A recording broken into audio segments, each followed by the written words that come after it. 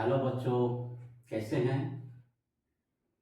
तो आज फिर से हम लोग फिजिक्स के न्यूमेरिकल्स क्लास को शुरू करते हैं। और फिजिक्स के न्यूमेरिकल्स क्लास में फिर से अपना वही मंत्र है, P for physics and P for practice. और फिजिक्स में केवल प्रैक्टिस न्यूमेरिकल्स के लिए नहीं, न्यूमेरिकल्स के लिए जरूरी है कि आपका थ्योरी बहुत अच्छा होना चाहिए। हमने कई बार बताया है कि थ्योरी के लिए जितना भी प्रीवियस क्लास हमने आप लोगों को बताया उसको अच्छे से कवर कर लो। और अच्छे से अगर आप कवर कर लेते हैं तो फिर यहाँ पर न्यूमेरिकल्स का प्रैक्टिस में कोई परेशानी नहीं होगी। और जब परेशानी नहीं होगी तो न्यूमेरिकल्स आपका बहुत अच्छा होगा। तो हम लोग चलते हैं फिर से अपने अगले न्यूमेरिकल्स के कंसेप्ट पे। तो बता रहे थे series and parallel based numericals. Series and parallel में फॉर्मूला सीरीज का एक दिया हुआ है, पैरेलल का एक दिया हुआ है, लेकिन क्या है ना, फिगर को देखने का ढंग अलग होता है। ये हमने तुमको दिखाया पिछले सारे न्यूमेरिकल्स में। फिर से हम एक नेक्स्ट न्यूमेरिकल्स पर हम लोग चल रहे हैं आज, और उसको हम देखेंगे और खोजेंगे कि कहाँ पर उसमें सीरीज है, कहाँ पर पैरेलल है, या उसको सॉल्व करने का टेक्निक्स क्या होगा। न्यूमेरिकल्स में क्या है ना, सीरीज और पैरेलल का फॉर्मूला तो फिक्स है, ठीक है, लेकिन हमको खोजना पड़ता है कि कहाँ पर हमारा सीरीज का फॉर्मूला यूज होना है और कहाँ पर पैरेलल का फॉर्मूला यूज होना है। तो उसी को हम लोग आज देखेंगे। और ऐसा हम लोग खोज पाते हैं तभी जबकि आपका प्रैक्टिस बहुत अच्छा होगा, क्योंकि हर क्वेश्चंस में कुछ ना कुछ टेक्निक्स छिपा हुआ होता है, कुछ ना कुछ टेक्निक्स होता है जिसको कि खोजना पड़ता है। और खोजने के लिए क्या है, प्रैक्टिस चाहिए, थ्योरी अच्छा होना चाहिए। तो सीधा है इसमें, अगर आपको पी फॉर फिजिक्स पढ़ना है तो पी फॉर प्रैक्टिस को अपनाना होगा। सीधा मंत्र है एकदम। चलते हैं अगले क्वेश्चन पर।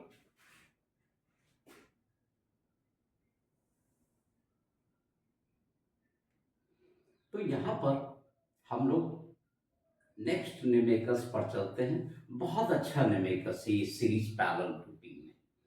हम तुमको वो न्यूमेरिकल्स हम दिखाते हैं। ये जो न्यूमेरिकल्स है ना, अगर हम लोग सीरीज पैरेलल का फॉर्मूला को रट्टा मार भी लें तो सवाल यह है कि थ्योरी में तो ऐसा कैपेसिटर था ही नहीं। जब थ्योरी में ऐसा कैपेसिटर नहीं था तो आखिर इसको हम लोग कैसे सॉल्व करेंगे। यहां पर जो दिखाया हुआ है ना, ये नीचे का जो प्लेट है ये एकदम बिल्कुल फ्लैट प्लेट है, जैसे हमारा जमीन ग्राउंड होता है, ठीक है ना। और यहाँ पर का जो प्लेट है वो लैडर स्ट्रक्चर का है, सीढ़ी के स्ट्रक्चर का है, जिसमें ये फेस ए और ये प्लेट जो है बी हाइट का दिया हुआ है। और कहा जा रहा है कि ये कैपेसिटर ही बना रहा है, जिसमें प्लेट एम ये लैडर स्ट्रक्चर का है, सीढ़ी की स्ट्रक्चर का है, जबकि ये एन प्लेट फ्लैट है। प्लेट एन का area, surface area of plate N a given quantity है। क्या कहा जा रहा है, find the capacitance between M and N. M and N के बीच का कैपेसिटेंस क्या, मतलब ये जो दो प्लेट्स दिया हुआ ना, दोनों प्लेट्स के बीच का कैपेसिटेंस क्या हो, ये हमको फाइंड करना है। तो यहां पर क्या है ना, जो दिया हुआ है प्लेट्स एम एंड एन, इसी दोनों प्लेट्स के बीच का कैपेसिटेंस हमको फाइंड करना है, ठीक है ना। अब यहां पर सिचुएशन क्या है ना कि ये जो थ्योरी पढ़ाया गया है तुमको उस स्ट्रक्चर पर आ ही नहीं रहा है। कैपेसिटर भी है क्योंकि क्वेश्चन दिया हुआ है कैपेसिटेंस फाइंड करना है, फिर कैसे फाइंड करेंगे। तो थोड़ा सा इसमें क्या है कि अगर आज इस टाइप का क्वेश्चन अगर तुम्हारा सॉल्व हो गया, आज अगर इस टाइप का क्वेश्चन सॉल्व हो गया तो इस टाइप में थोड़ा सा चेंज करके जब भी क्वेश्चन मिलेगा ना तुमको, तुम हर हाल में सॉल्व कर दोगे। कारण है कि इस क्वेश्चन का तुमको टेक्निक्स आज जा रहा है। कि कैसे इस टाइप के क्वेश्चन को हम लोग सोचते हैं। थ्योरी में तो ये क्वेश्चन नहीं मिला तुमको, थ्योरी में कहीं भी इस ढंग का कैपेसिटर्स नहीं मिला, तो फिर सॉल्व कैसे होगा? फिर वही बात आ जाता है, P for physics and P for practice. Practice कीजिए, डिफरेंट टाइप्स के क्वेश्चंस आपको मिलेंगे और डिफरेंट टाइप्स का कंसेप्ट बिल्डअप हो जाएगा। हर एक क्वेश्चन को सॉल्व करने का एक टेक्निक्स बिल्डअप हो जाएगा। तो हर हालत में मेरे साथ आप प्रैक्टिस कीजिए, मैं सिखाऊंगा न्यूमेरिकल्स। क्लियर है ना? हमारा बहुत सारा क्लासेस मेरे YouTube चैनल पर अवेलेबल है, और वह YouTube चैनल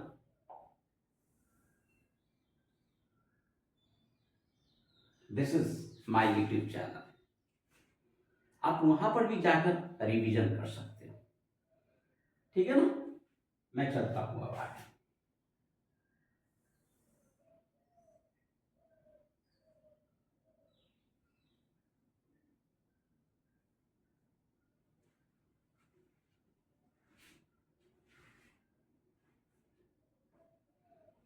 तो इसको हमको सॉल्व करना है। कैसे सॉल्व करेंगे? पहले तो सीधा है, स्फेरिकल कैपेसिटर के कंसेप्ट पर जाएगा नहीं, सिलिंड्रिकल कैपेसिटर के कंसेप्ट पर जाएगा नहीं, जाना तो है पैरेलल प्लेट कैपेसिटर्स के ही कंसेप्ट पर। यहां पर तुमको समझना होगा कि ये प्लेट 3 पार्ट्स में बटा हुआ है।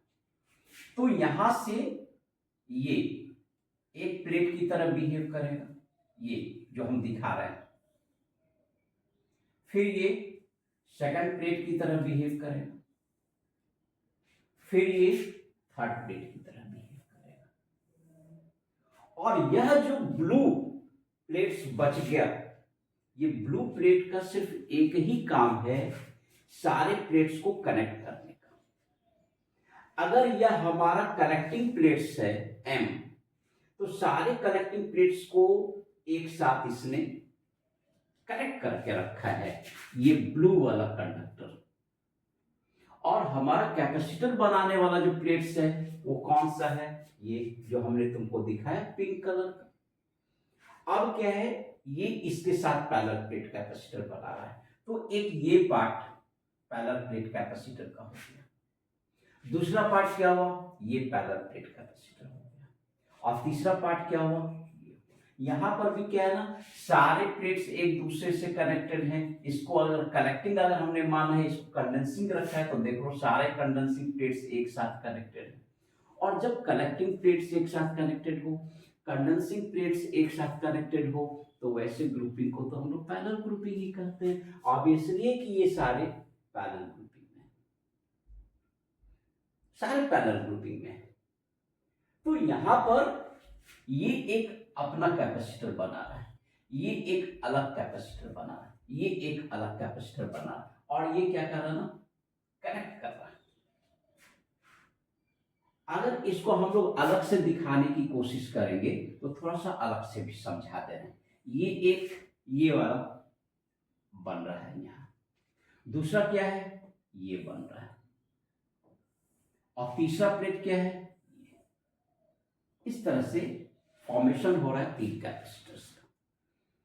और 3 कैपेसिटर्स का जो फॉर्मेशन हो रहा है ना, यहां पर ये जो ब्लू प्लेट है ना, ये क्या कर रहा है, कनेक्ट कर रहा है। देखो शायद कनेक्शन में आ गए, हमने यहां से डायरेक्ट कनेक्ट कर दिया या वायर के थ्रू, इस तरीका से हम लोगों ने कनेक्ट किया। उसी तरीका से यहां पर भी सारे प्लेट्स आपस में क्या है, कनेक्टेड है। यहां पर ही आपस में कनेक्ट हो गया, उसको हमने अलग से दिखाया है कि वायर से ये कनेक्टेड है। तो 3 तरह का कैपेसिटर्स बन रहा है, और इस तरीका से ये जो पिंक कलर का जो हम प्लेट्स दिखा रहे हैं वो कैपेसिटर बना रहे हैं, और इनको ब्लू टाइप वाला जो कंडक्टर है वो क्या कर रहा है, कनेक्ट करके 3 कैपेसिटर्स पैरेलल ग्रुपिंग में ला रहा है।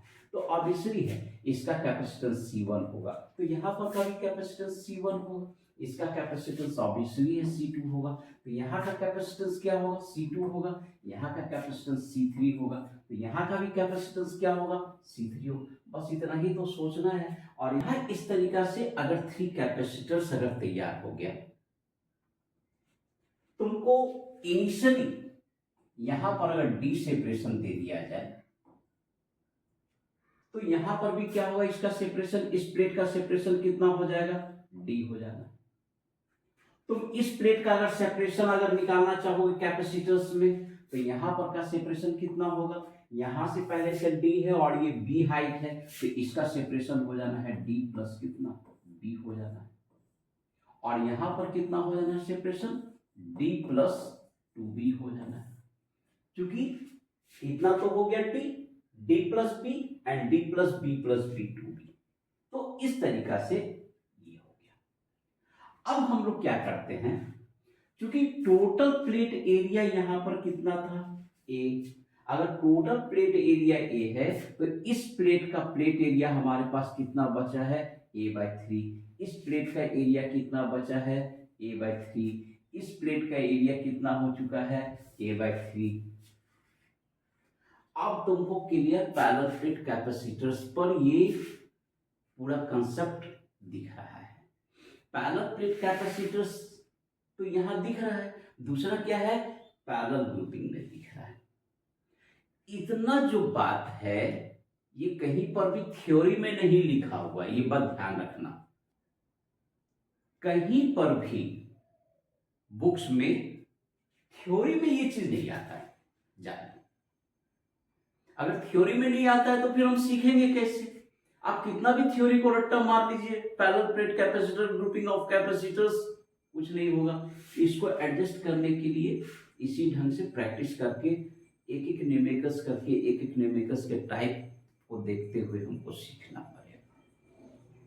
तो चलते हैं फिर से, अब हम लोग इसको आगे लेके चलते हैं और यहाँ पर एक कैपेसिटर्स का कैपेसिटेंस फाइंड करने के लिए हमको जितना डाटा चाहिए वो सारा डाटा यहाँ अवेलेबल है। उसी तरह इसमें डाटा अवेलेबल है, उसी तरह इसमें डाटा अवेलेबल है। चलो यहाँ से निकालते हैं कि ये दोनों जो प्लेट्स बन रहा है ना, इसका कैपेसिटेंस कितना होगा। इसका कैपेसिटेंस का फॉर्मूला ही है, क्योंकि कोई मीडियम यहाँ पर स्पेसिफाइड नहीं है। तो मान लेते हैं एयर फील्ड है, तो यहाँ पर एप्सिलॉन नॉट एरिया का वैल्यू क्या होगा, a/3 और दोनों के बीच का सेपरेशन क्या होगा, d। ये हमारा कैपेसिटेंस यहाँ पर मिल गया। किस कैपेसिटर का, ये फर्स्ट कैपेसिटर। अब आ रहे हैं सेकंड कैपेसिटर्स में। तो सेकंड कैपेसिटर्स का C2 कितना होगा, सेकंड कैपेसिटर्स का अगर हम लोग C2 फाइंड करेंगे, फिर से वही काम है, एप्सिलॉन नॉट एरिया का वैल्यू क्या है, a/3 और सेपरेशन कितना हो जाता है, सेपरेशन हमने तुमको समझा कर रखा है, कितना है, d प्लस बी, ये सेपरेशन। अब हम लोग C3 फाइंड करेंगे। C3 इस कैपेसिटर्स के लिए अगर हम लोग फाइंड करते हैं तो कितना होगा, एप्सिलॉन नॉट प्लेट एरिया तो 1/3 हो चुका है, a/3 और यहाँ d प्लस कितना हो जाना है, 2b।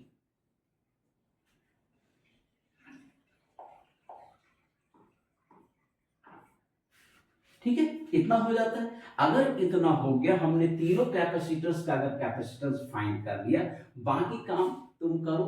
क्या है, तीनों कैपेसिटर्स को हमने प्रूफ कर दिया है पैरेलल ग्रुपिंग में। पैरेलल ग्रुपिंग में है तो ऑब्वियसली इक्विवेलेंट कैपेसिटेंस CMN कितना होगा, CMN equal to C1 plus C2 plus C3। आपका काम क्या है, यहां से C1 ले आइए, C2 ले आइए, C3 ले आइए और लोअर स्टैंडर्ड में एलसीएम सिखाया ही गया है, एलसीएम वगैरह लेके सॉल्व कर दिए। जहां तक आगे बढ़ सकते हैं that will be answer for the equivalent capacitance, that's closed. तो ये समझ में आ गया आपको कि केवल बुक से, कॉपी से, नोट से अगर आप थ्योरी का रट्टा मार भी लेते हो, जब तक प्रैक्टिस नहीं होगा फिजिक्स में, वो भी डिफरेंट टाइप्स का न्यूमेरिकल्स, तब तक कुछ नहीं होगा। एक बात हमेशा याद रखना, एक ही टाइप का अगर तुम 100 न्यूमेरिकल्स अगर बना रहे तो सारा बनता चला जाएगा, सारा बनता जाएगा। तुम खुश हो सकते हो कि आज हमने 100 न्यूमेरिकल्स, लेकिन ब्रेन में कोई गेन नहीं होता है उससे। डिफरेंट टाइप्स के न्यूमेरिकल्स को अटेम्प्ट मारो, और डिफरेंट टाइप्स के न्यूमेरिकल्स को जब अटेम्प्ट मारते हो ना, तो वहां पर टेक्निक गेन करते हो फिजिक्स को सॉल्व करने के लिए। उसके लिए टाइम देना पड़ेगा। जो न्यूमेरिकल्स आपसे सॉल्व हो गया जान लो, अगर ये नेमिकस आपसे अपने से सॉल्व हो गया तो इस नेमिकस ने आपको कुछ नहीं सिखाया। यहां पर फिजिक्स का कोई कंसेप्ट आपको गेन नहीं हुआ, तुम तो पहले से जानते थे। गेन वहां पर होगा जहां पर तुम फंसोगे। जब तुम फंसोगे तो वहां से निकलने के लिए कुछ ना कुछ टेक्निक्स सीखोगे। इसलिए डिफरेंट डिफरेंट टाइप्स के नेमिकस को, खासकर वैसे नेमिकस को अटेम्प्ट लेना है जो लग रहा है कि सॉल्व नहीं होगा। अब सॉल्व नहीं होगा तो हम सीखेंगे। ये फिजिक्स जानने का तरीका है। ऐसा नहीं कि जो सॉल्व हो रहा है, जो सॉल्व हो रहा है वो तो हो ही रहा है, वो सिखाएगा क्या? वो सिखाएगा क्या? कुछ नहीं सीख सकते वहां पर। इसलिए अलग अलग ढंग के टेक्निक्स वाले नेमिकस को अटेम्प्ट करना है और कुछ न कुछ उसमें सीखना है। फिर से हम बताएंगे यहाँ पर फिर से हम एक ही मंत्र बताएंगे, P for physics and P for practice. जितना आप प्रैक्टिस कीजिएगा फिजिक्स उतना अच्छा होगा।